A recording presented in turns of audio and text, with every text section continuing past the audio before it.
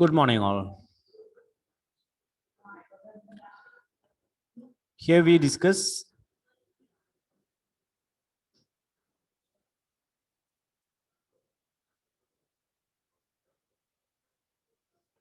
the normal force. It is also connected with contact forces. If a body in contact with a surface, the force on the body due to the surface can be resolved into two components, one perpendicular and the other tangential to the surface. I repeat, if a body is in contact with a surface, the force on the body due to the surface can be resolved into two components, one perpendicular and the other tangential to the surface. The perpendicular component is called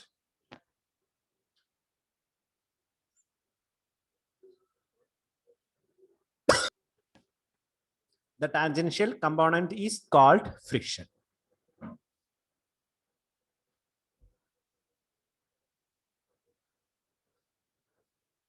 So there is two forces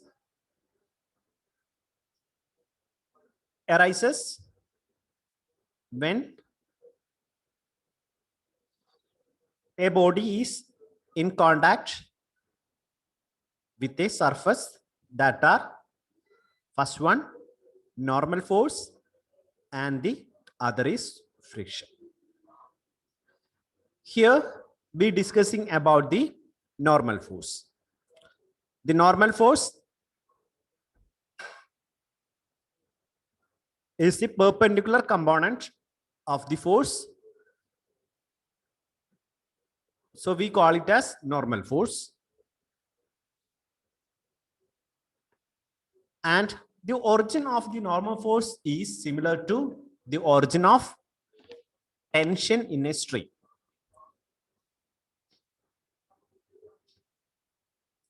When we discussing about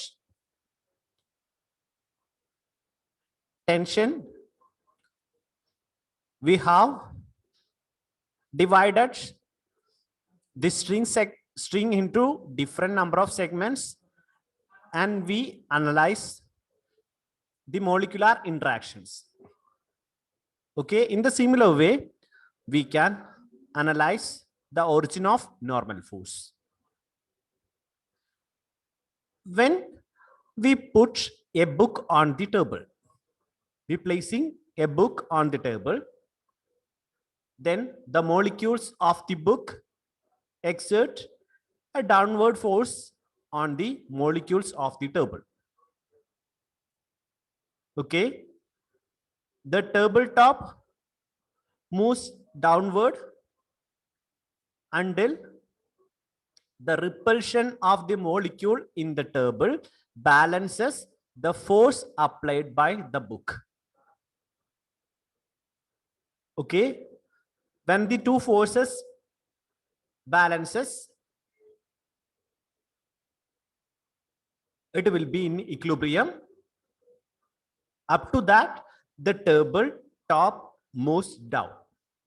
Okay, the tabletop moves downward until the repulsion of the molecule in the table balances the force applied by the book.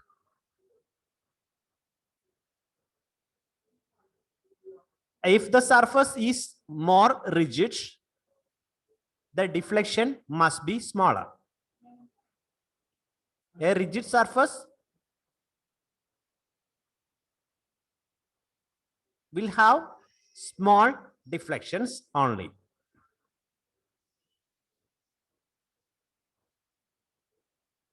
Because no surface is perfectly rigid, a compression always occurs. However, the compression is usually too slight to notice, and for most purposes, we can assume ideally the surface that are perfectly rigid. We know that no surface is perfectly rigid, so compression always occurs. However, it is very slight. So for most purposes, we can assume ideal surface that are perfectly rigid. The normal force on a body generally denoted by N. The normal force on a body generally denoted by N. In equilibrium, the normal force N exerted on a body by a surface is equal and opposite to the resultant of all other forces that act on the body in the perpendicular direction. Okay. In equilibrium, the normal force N exerted on a body by a surface is equal and opposite to the resultant of all other forces that are act on the body in perpendicular direction. When you stand, the normal force exerted by the ground is equal to your weight. When we stand, the normal force exerted by the ground is equal to your weight.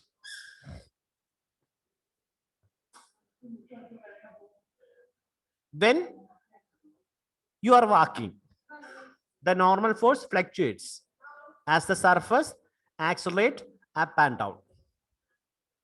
So when you standing, the normal force exerted by the ground is equal to your weight, and when you are walking, the normal force fluctuates as the surface accelerates up and down.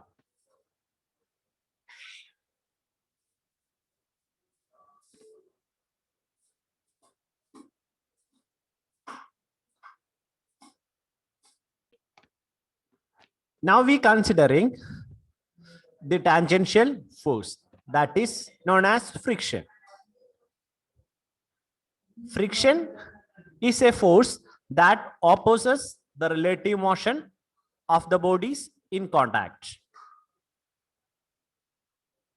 In mechanical design, friction usually regarded as a problem, but in fact, life without friction would be hopeless. We could not walk, cars could not drive. So in some cases, we know that the friction helps us.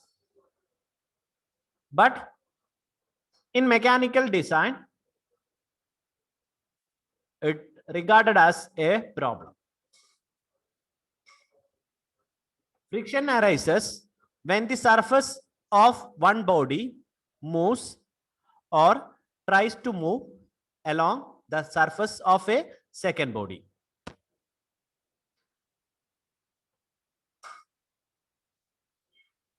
Friction depends on detailed structure at the molecular level and is generally too complicated to be analyzed from basic principle. The magnitude of the force,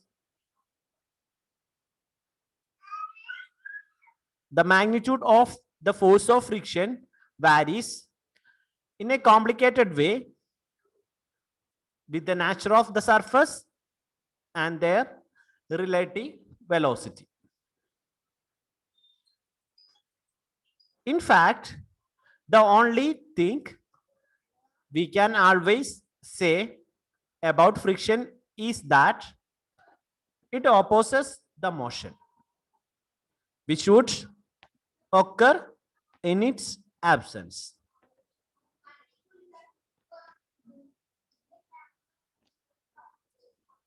In fact, the only thing we can always say about friction is that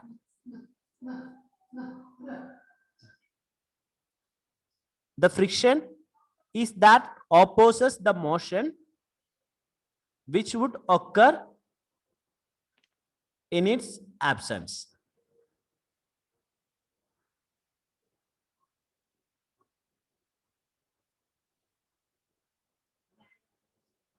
For instance, suppose that we try to push a book across a table.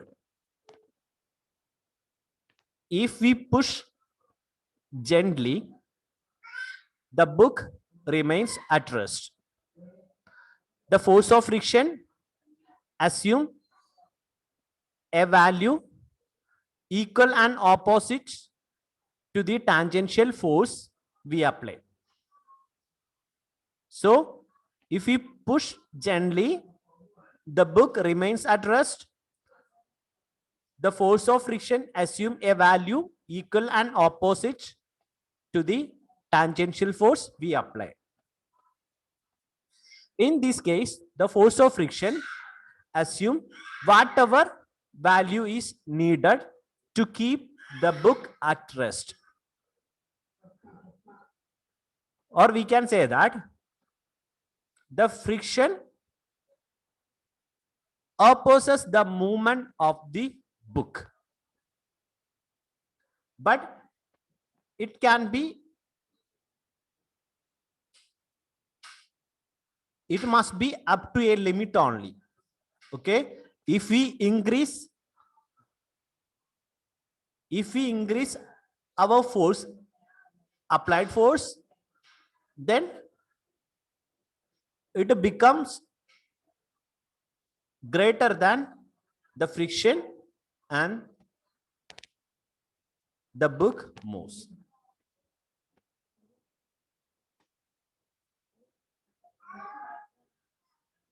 For many surfaces, the maximum value of the friction is found to be equal to mu into n, where n is the normal force and mu is the coefficient of the friction.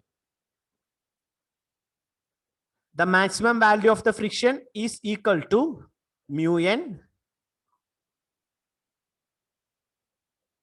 where n is the normal force and mu is the coefficient of the friction. When a body slides across a surface, the friction force is directed opposite to the instantaneous velocity and has the magnitude mu into n. Experimentally, the force of sliding friction decreases slightly when the bodies begin to slide. But for most part, we shall neglect this effect. For two given surfaces, the force of sliding friction is essentially independent of the area of contact. It may seem strange that friction is independent of area of contact. The reason is that the actual area of contact on atomic scale is a minute fraction of the total surface area. Friction occurs because of the interatomic forces at these minute regions of atomic contact.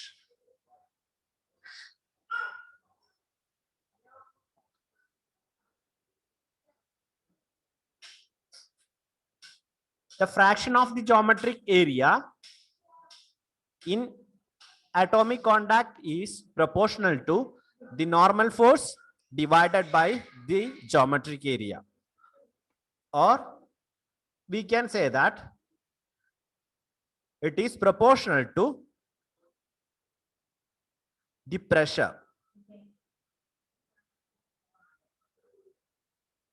Pressure is given by normal force divided by the area. Okay, then we can say that the fraction of the geometric area in atomic contact is proportional to the pressure.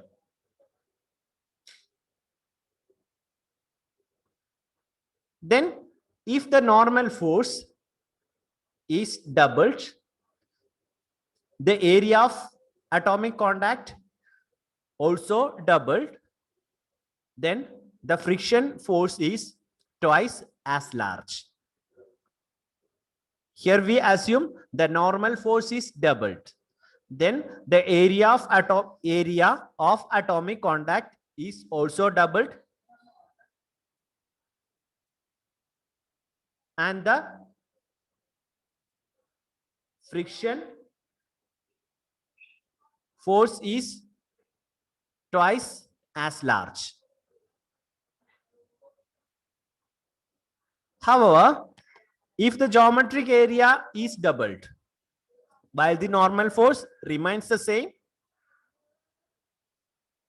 so the fractional area in the atomic contact is halved, and also the actual area in atomic contact is also reduced.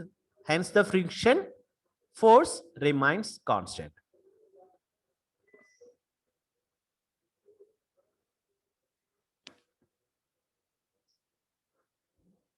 So we can conclude that the force of sliding friction is independent of the area of contact